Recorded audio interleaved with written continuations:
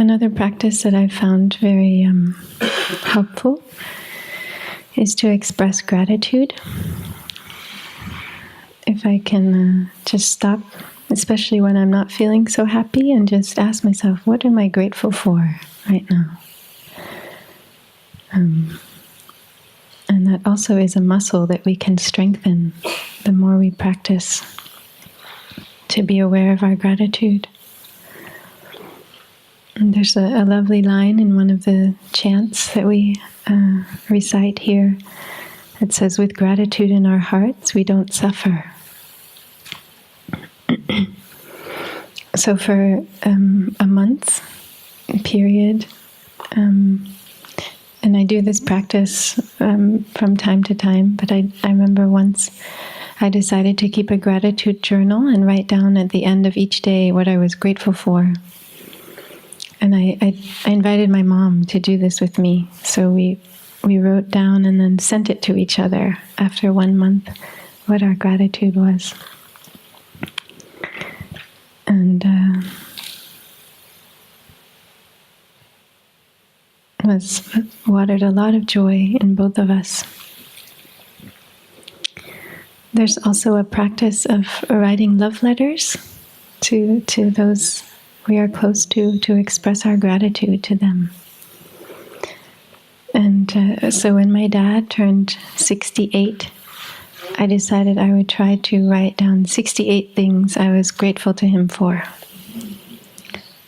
And I thought, that's a lot of things, and I didn't know if I would make it. Although he's a wonderful dad, but I just thought, wow, 68's a lot. But I started to write, and I just began to think of things that I had never been aware of that he did for me, that I really, really appreciated, and that I'd never expressed to him before. And one memory would trigger another memory and another, and it was like a snowball. And pretty soon I think I had 90 or way over 68 thank yous. And I offered the letter to him on his birthday, and he told me he takes it with him wherever he goes. When he doesn't feel so good about himself, he takes it out and he reads it. So I read you a few of the things I wrote to him.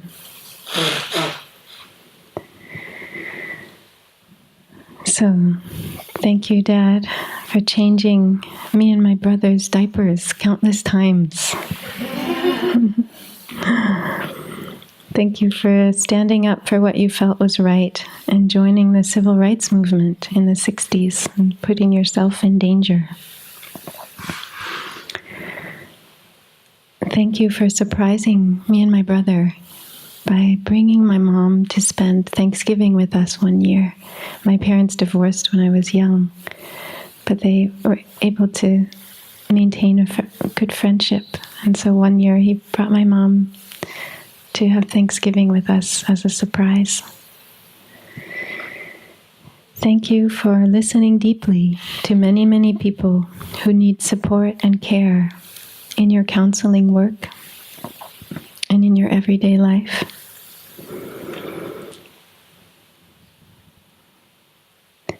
Thank you for turning around in your car to go pick up a hitchhiker who had given you the finger. I don't know how to translate this in French, but we say giving the finger, it's an obscene gesture. So my father was driving and there was a man who wanted a ride, and my father passed him by, and as he passed him, the man made an obscene gesture. And then my father said, oh, okay, I go back and pick him up.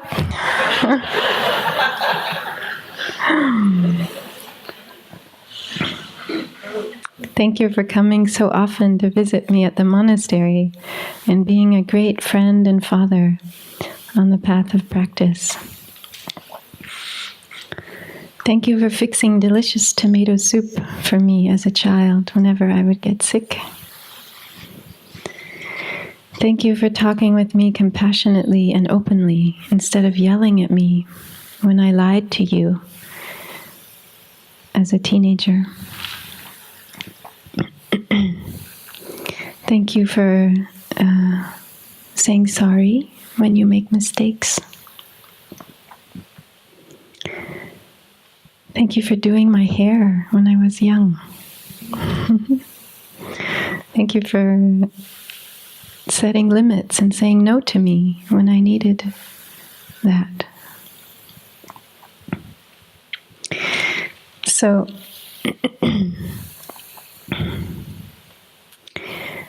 I enjoyed this practice a lot, and I decided to do it again for my mom when she turned 68.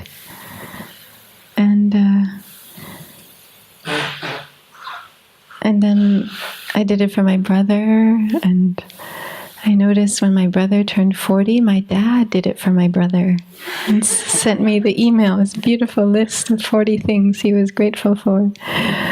And I've shared this practice with people, and they tell me that it really works, it really helps them. A woman in Italy said she wrote such a letter for her husband on his 50th or 60th birthday. She said it really shifted things in their relationship. And there's a sister also who shared with me that she wrote such a letter for her father when he had a significant birthday. And her father was deeply moved and said to her, I've been waiting for this for my whole life. For someone to see all these things and appreciate all these things in me. So this is also a practice we can do with children. There's a teacher here who gave me permission to share this story of hers. It's something she does halfway through the year in her class. She gives all the students a piece of paper with the name of every student down the left column, and they just write one sentence of what they appreciate about every other student in the class. And then she collects that and cuts them and puts all the things about, for instance, Tom on one page. So Tom gets a list of 25 things people in the class like about him. And every student gets that, and the teacher gets it as well. And this teacher, I just have to say her name is Kati. She's right there. She's from Germany. This story is in the book, Planting Seeds, about sharing mindfulness with children. Anyway, she says that the whole atmosphere in the class changes after this exchange of appreciation and gratitude, that there's more openness, more connection, more safety.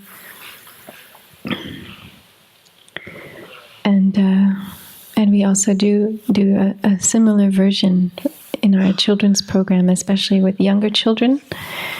We give all the children a big sheet of paper with a flower that has a little circle in the middle, and they each write their name in the middle of the circle.